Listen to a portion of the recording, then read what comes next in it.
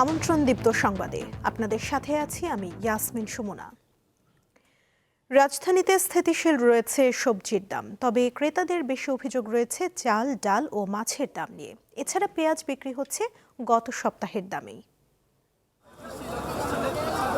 রাজধানীর কারওয়ান বাজারে শাকসবজির সরবরাহ এখনও বেশ ভালো, দাম নিয়েও ক্রেতার অভিযোগ অনেকটা কম। তবে সবজির বাজারের এই স্বস্তি মলিন হয়ে যাচ্ছে অন্যান্য নিত্যপণ্যের কারণে। চাল, ডাল সহ অন্যান্য মুদিপণ্যের মাসের পারিবারিক বাজেট মেলাতে হিমশিম খাচ্ছেন মধ্য ও নিম্ন আয়ের মানুষ।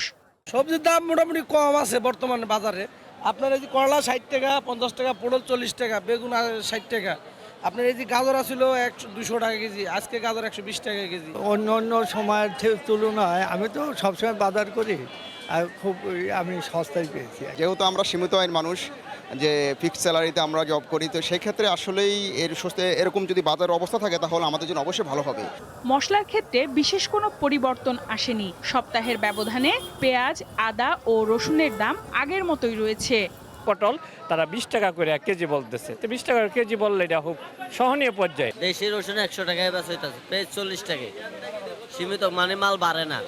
সরবরাহ স্বাভাবিক থাকায় মাছের দাম স্থিতিশীল বলে দাবি বিক্রেতাদের। বিপরীত মেরুতে দাঁড়িয়ে ক্রেতাদের অভিযোগ প্রায় সব প্রজাতির মাছ নিয়ে। এই সপ্তাহে শিং মাছ বিক্রি করতেছি 450 টাকা কেজি, আগে বিক্রি করছি 500-600 টাকা কেজি। শৈল মাছ আগে আসলে 1000 টাকা কেজি, আজকে বিক্রি করতে 800 টাকা কেজি। মাছের সাপ্লাই আছে, কিন্তু আসলে মাছের দামটা একটু বাড়তি, যেমন ইলিশের দামটা একটু বেশি আছে। কোরবানির পরপর থাকা উচিত ছিল একটু অ্যাভারেজ রিজনেবল প্রাইস, বাট আজকে একটু হাই প্রাইস মনে হয়েছে অ্যাভারেজ সব কিছুর দিক থেকে। 5 টাকা 10 টাকা কম বেশি আর কি। গত সপ্তাহে যেমন 200 করে ছিল, এখন 210 টাকা এরকম মাছ আর কি, মানে 10 টাকা 5 টাকা আর কি কম বেশি আর কি। এছাড়া প্রতি কেজি গরুর মাংস বিক্রি হচ্ছে 800 টাকায় এবং খাসির জন্য ক্রেতাকে গুনতে হচ্ছে প্রতি কেজি 1250 টাকা।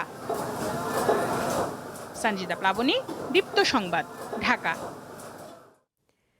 রাজধানীর কৃষিবিদ ইনস্টিটিউশনে চলছে 3 দিন ব্যাপী জাতীয় ফল মেলা। সেখান থেকে যুক্ত আছেন সহকর্মী জহিরুল মোহসান, কথা বলবো তার সঙ্গে। মোহসান, মেলায় কি কি ফল পাওয়া যাচ্ছে সেগুলোর দাম নিয়েও আমাদের জানাবেন।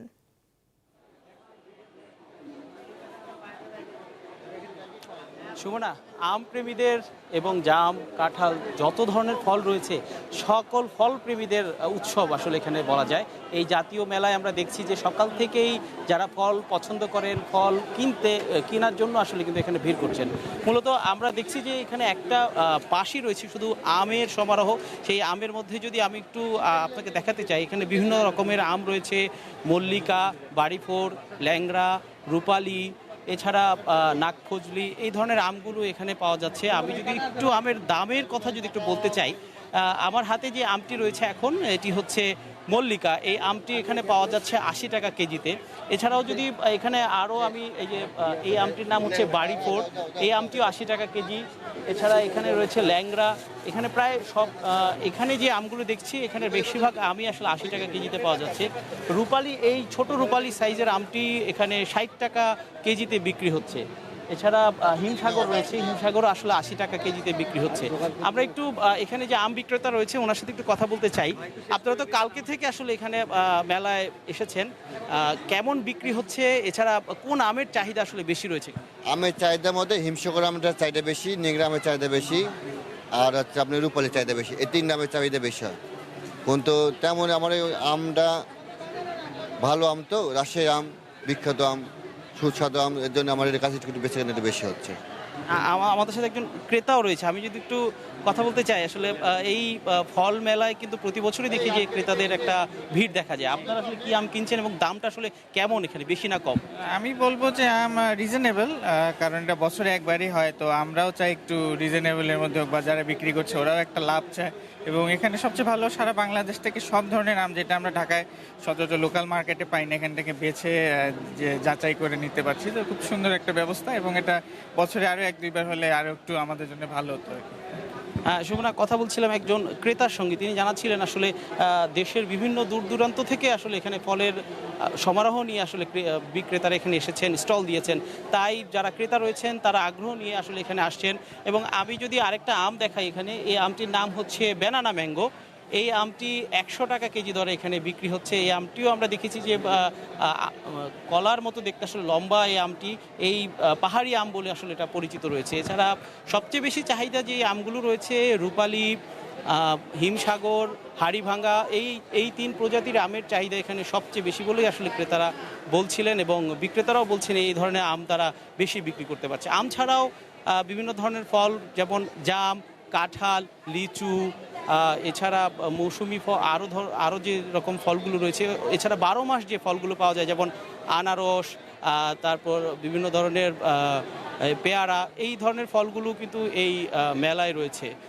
পরিচিত ফলের পাশাপাশি যেই ফলগুলো আসলে খুব একটা পরিচিত না সেই ধরনেরও আমরা বেশ কিছু ফল আসলে দেখতে পেয়েছি, যেই ফলগুলোরও চাহিদা বেশি রয়েছে এবং ক্রেতারা আসলে সেই ফলগুলো সম্পর্কে জানছে। এখানে কৃষি মন্ত্রণালয়ের যে বিভিন্ন অধিদপ্তর রয়েছে সেই অধিদপ্তরের আমরা দেখেছি যে স্টল রয়েছে, তারা বিভিন্ন ধরনের ফলের এখানে সমারোহ ঘটিয়েছে। আমরা দেখছি যে এইখানে একটি লেবু রয়েছে, এই লেবুটার নাম হচ্ছে জারা লেবু।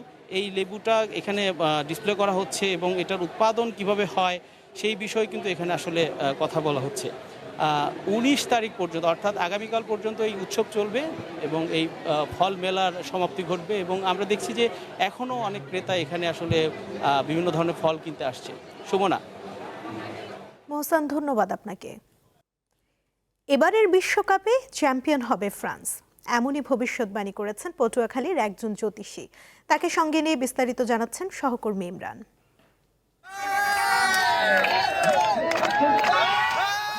ফুটবল বিশ্বকাপ উন্মাদনায় মেতেছে পুরো দেশ। জার্সি পরিধান, মোটরসাইকেল শোভাযাত্রা, ব্যানার, পোস্টার, ফেস্টুন ও পতাকা সাটিয়ে নিজ নিজ দলের প্রতি অকুণ্ঠ সমর্থনের কথা জানান দিচ্ছেন ভক্ত ও সমর্থকরা। তবে বাংলাদেশে সবচেয়ে বেশি সমর্থক রয়েছে ব্রাজিল ও আর্জেন্টিনার। এসব সমর্থকদের দাবি তাদের দলই এবছর বিশ্বকাপে বিজয়ের মুকুট ছিনিয়ে আনবে। তবে দেশবরেণ্য জ্যোতিষী আব্দুস সালাম বলছেন ভিন্ন কথা। তার প্রেডিকশন অনুযায়ী এবছর বিজয়ের মুকুট ছিনিয়ে আনবে ফ্রান্স। চলুন শুনে আসি তার মুখে। Applied astrology and judicial astrology যে গাণিতিক মডেল রয়েছে, আমি সেই মডেলের আলোকে এইবারের বিশ্বকাপ ফুটবল খেলা 2026-এর ভবিষ্যৎবাণী করেছি। এখানে ভবিষ্যৎবাণীতে আমি বলেছি যে এই বছরে 2026 বিশ্বকাপ ফুটবলের যে শিরোপা বিজয়ী হবেন ফ্রান্স অ্যান্ড রানার আপ হবেন ইংল্যান্ড। অতীতের ন্যায় আমার এই প্রেডিকশন বাস্তবে পরিণত হবে, এটাই আমি বিশ্বাস করি। জ্যোতিষী আব্দুস সালাম, আমি তার ফেসবুকে ফলো দিয়ে রাখছি আর কি। সে এর আগেও ভবিষ্যৎবাণী করছিল ট্রাম্পকে নিয়ে, তারপরে বাইডেনকে নিয়ে। তো যেগুলোই করছে না কেন মানে ওগুলা বাস্তব হয়েছে আর কি, আমরা দেখতে পাচ্ছি। তো এখন আমি আরেকটা দেখলাম তার পোস্টে যে সে আরেকটা ভবিষ্যৎবাণী করছে নাকি ফ্রান্স এবার কাপ নেবে আর কি। তো এখন আমার মনে হয় এটাও বাস্তব হতে পারে আর কি। ডোনাল্ড ট্রাম্প সম্পর্কে উনি যে কথাগুলো আমাদের সামনে উপস্থাপন করছিল, আসলেই সত্যিকার অর্থে সেই রূপগুলি বাস্তব ধারণ করছেন। ইভেন কি বাংলাদেশের কুমিল্লা যে বন্যার যে বিষয়টা উনি বলেছিলেন, সত্যিকার অর্থে সেই বন্যার বিষয়টাই অবগত হয়েছে, ওইভাবেই হয়েছে। তিনি বিশ্বমানের যে ভবিষ্যৎবাণীগুলো করেন সেই ভবিষ্যৎবাণীগুলো আমরা বিগত 10 বছর ধরে দেখেছি বিশ্ব মিডিয়ার মাধ্যমে। সেই সমস্ত ভবিষ্যৎবাণীগুলো অক্ষরে অক্ষরে ফেলে গেছে।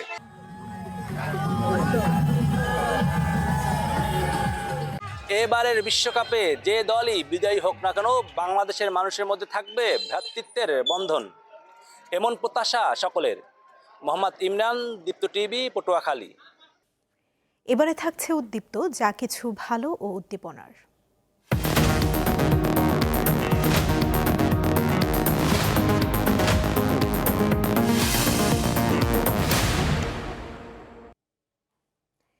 গাইবান্ধায় পরিত্যক্ত কলা গাছ থেকে তৈরি হচ্ছে ফাইবার। ব্যতিক্রমী এই উদ্যোগ গ্রহণ করেছেন সদর উপজেলার কোমরনই গ্রামের 2 ভাই। বর্তমানে তাদের কারখানায় কর্মসংস্থান হয়েছে অনেকের।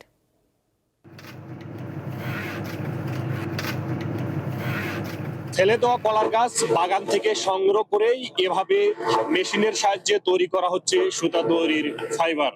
ব্যতিক্রমধর্মী এই উদ্যোগটি গ্রহণ করেছে গাইবান্ধা সদর উপজেলার পশ্চিম কোমরনইর বাহির বন এলাকার 2 ভাই আশিক ও শাওন। ব্যানানা ফাইবার এটা আসলে নানানমুখী ব্যবহার। আমি আসলে মূলত প্রথমে এটা ইউটিউবে দেখি। ইউটিউবে দেখার পর আমার যে ভাই আছে শাওন, ওকে আমি বলি যে ভাই এটা তো আমাদের এই অঞ্চলে তো অনেক কলা গাছ। তো ও আমাকে বললো যে হ্যাঁ ভাই এটা করা যায়। এরপরে মূলত আমরা শুরু করি।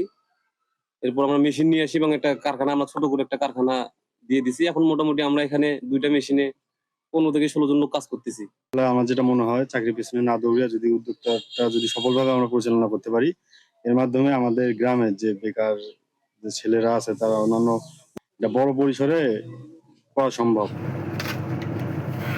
প্রথম দিকে কলার গাছ থেকে সুতা তৈরির, ফাইবার তৈরির বিষয়টি স্থানীয়দের কাছে হাসি ঠাট্টা মনে হলেও বর্তমানে তাদের 2 ভাইয়ের কারখানায় অনেক নারী পুরুষের এই কর্মসংস্থান তৈরি হয়েছে।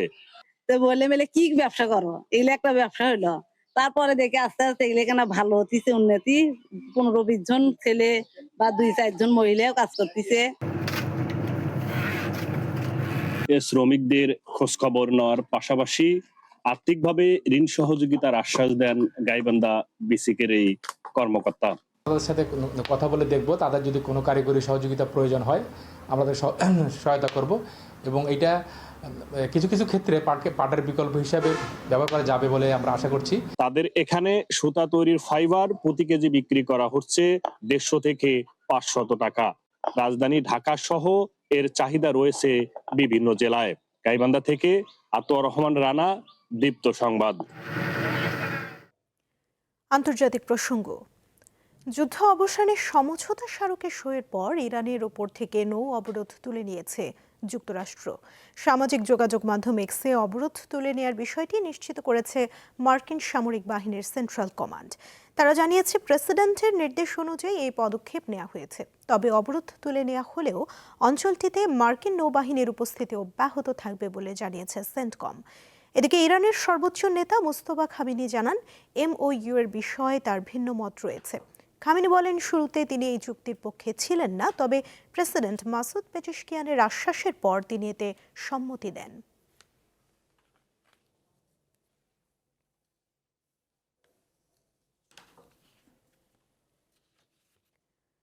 আবারও খেলার খবর।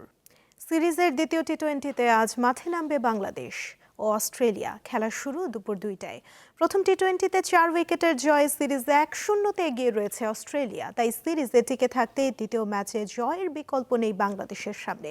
প্রথম ম্যাচে চোটের কারণে দলে ছিলেন না লিটন দাস। অধিনায়কত্ব করেন তাওহিদ হৃদয়, তবে এই ম্যাচে ফিরতে পারেন নিয়মিত অধিনায়ক লিটন। সিরিজের তৃতীয় শেষ ম্যাচটি হবে 21শে জুন।